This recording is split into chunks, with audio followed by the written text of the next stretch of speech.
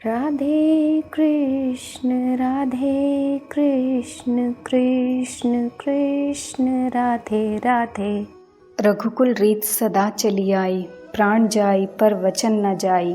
भक्तजनों, आज की इस अद्भुत और पावन वीडियो के माध्यम से आप भारतवर्ष के महानतम इक्ष्वाकु वंश, जिसे आप रघुकुल नाम से भी जानते हैं, कि महाप्रतापी राजा दशरथ के पिता श्रीमान अज जी की एक गुप्त कथा को श्रवण करने वाले हैं।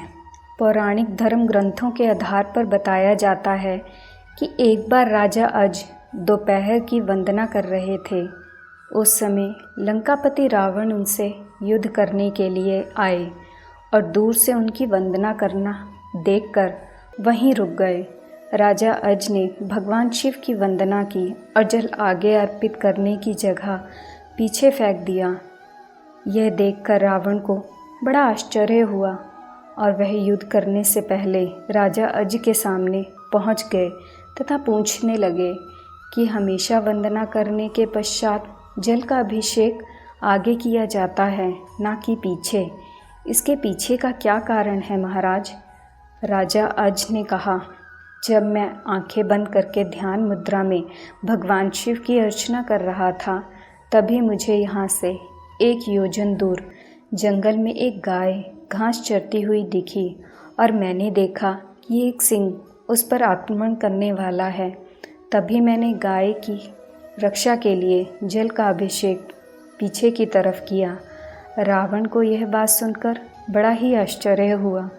रावण 1 योजन दूर वहाँ गया और उसने देखा कि एक गाय हरी घास चर रही है, जबकि शेर के पेट में कई बाण लगे हैं। अब रावण को विश्वास हो गया कि जिस महापुरुष के जल से ही बाण बन गए और बिना किसी लक्ष्य साधन के लक्ष्य भेदन हो जाता है, ऐसे वीर पुरुष को जीतना बड़ा ही असंभव है, और वह उनसे बिना युद्ध किए ही लंका लौट गया।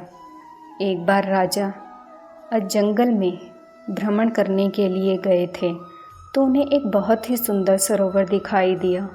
उस सरोवर में एक कमल का फूल था जो अति सुंदर प्रतीत हो रहा था।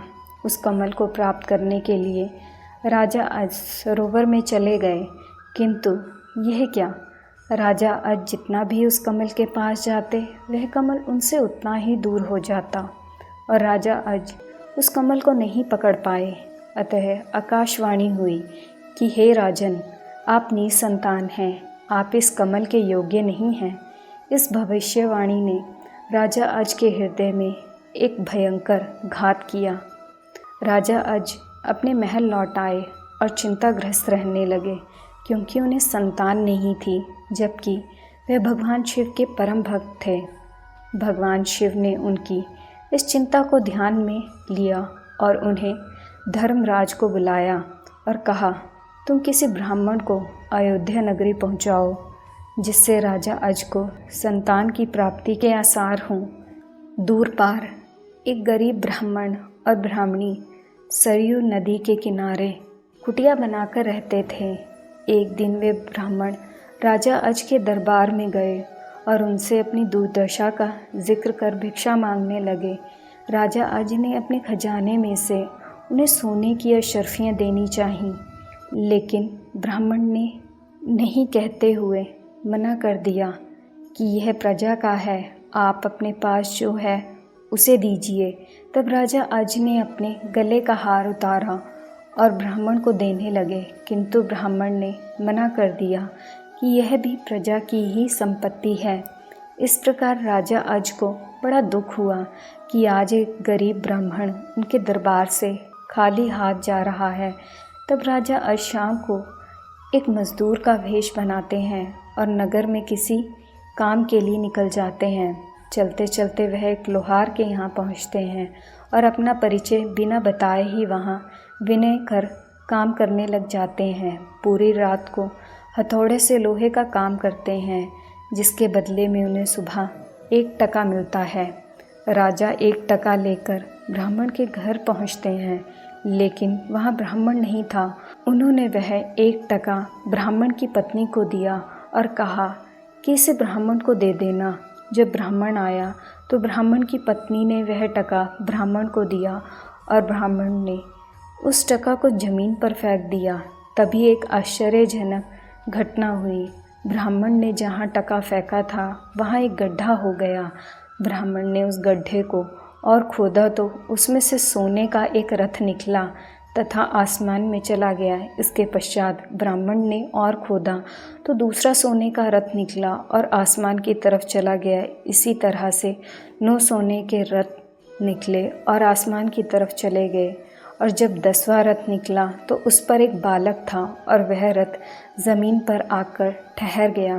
ब्राह्मण उस बालक को लेकर राजा अज के दरबार में पहुँचे और कहा, राजन, इस पुत्र को स्वीकार कीजिए। यह आपका ही पुत्र है जो एक टका से उत्पन्न हुआ है तथा इसके साथ 9 रथ निकले जो आसमान में चले गए, जबकि यह बालक 10वें रथ पर निकला। इसलिए यह रथ तथा पुत्र आपका है।